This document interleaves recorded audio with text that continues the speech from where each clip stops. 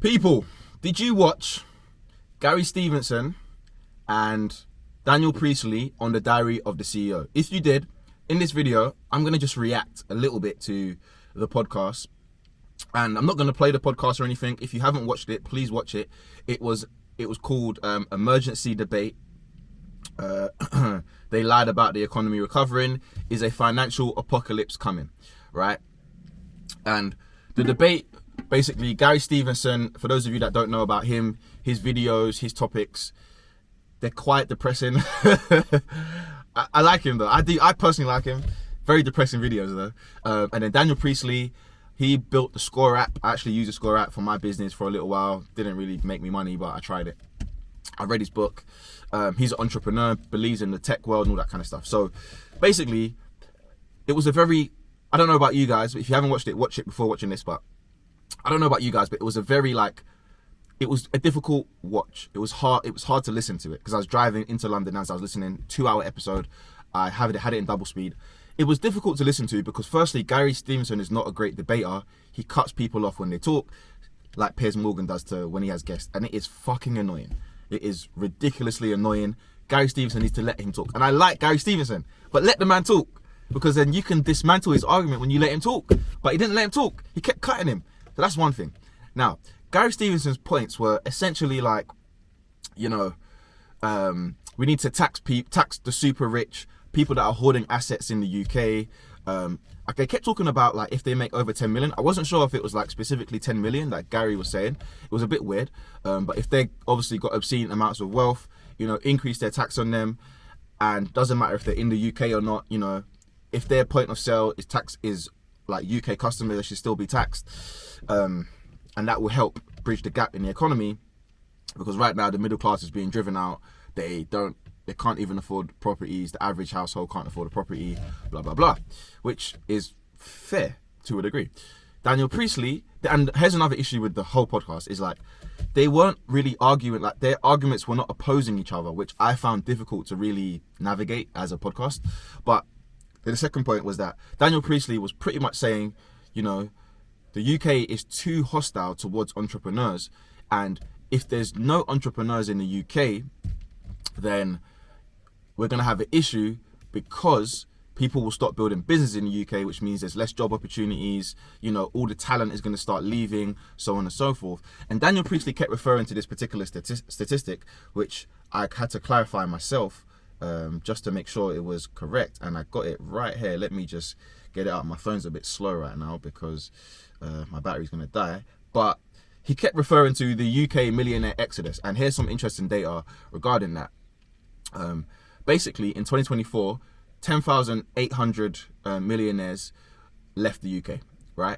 That's a 157% increase compared to 2023, right? That's almost 1,000 millionaires every single month, which is almost ridiculous. And the main catalyst for this is the non-dom tax regime, which basically means that residents whose permanent home was abroad, so that they could avoid paying tax, that's been abolished. So it doesn't matter if you live in the UK or not.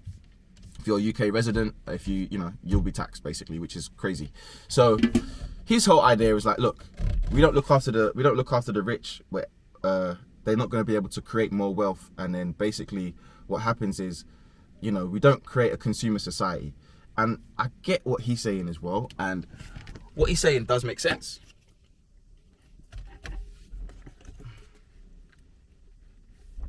And what he's saying does make sense. Sorry, I had to cut that there. Some lady was looking at me a bit funny.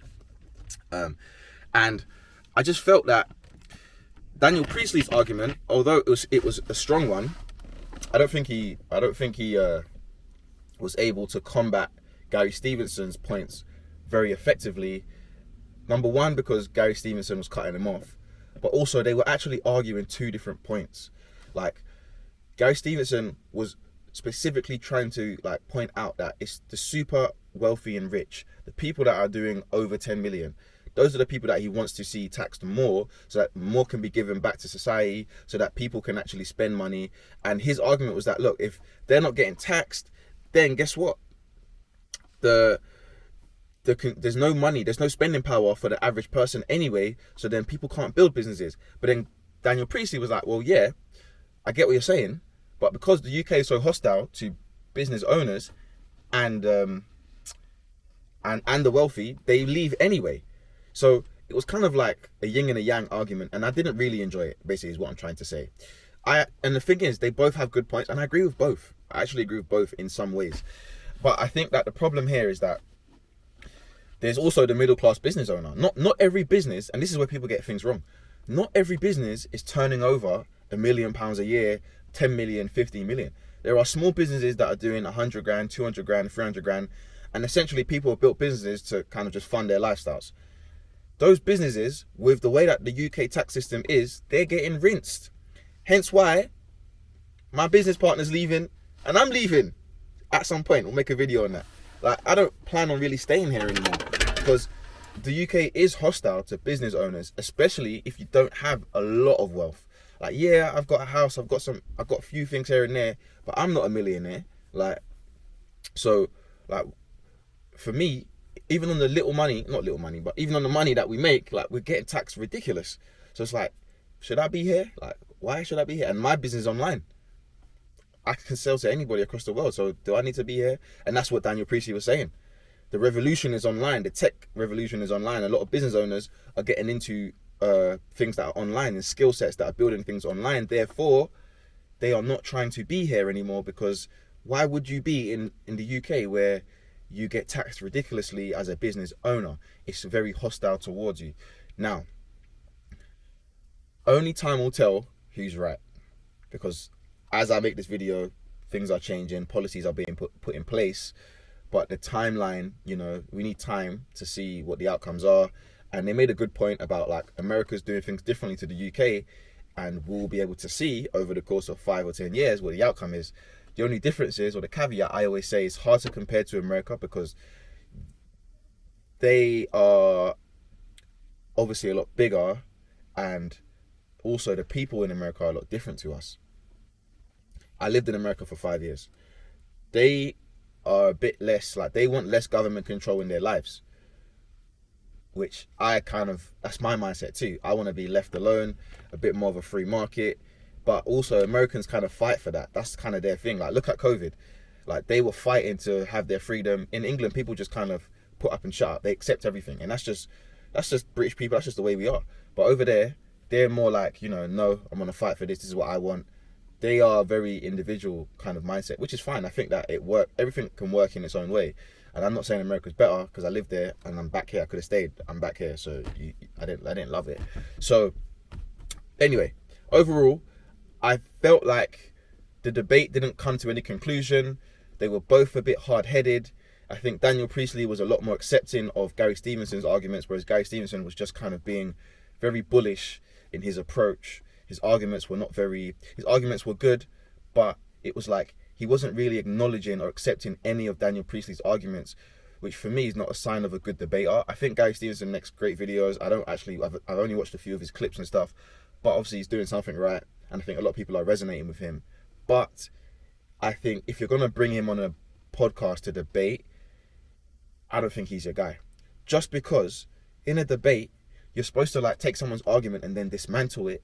But I don't think he was even, like, taking the arguments. He was just kind of, like, trying to batter Daniel Priestley with questions and trying to catch him out. And it was a little bit like, this ain't really a debate, bro. It's kind of pointless.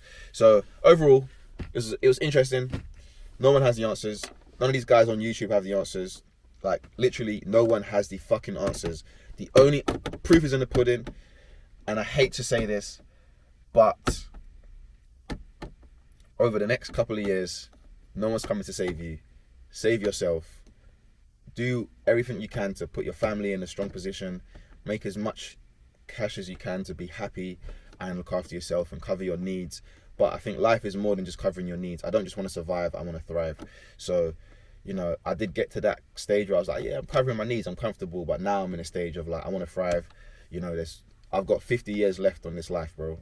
I'm not 30 yet, but, the average age of death for a man is around 80 to 82.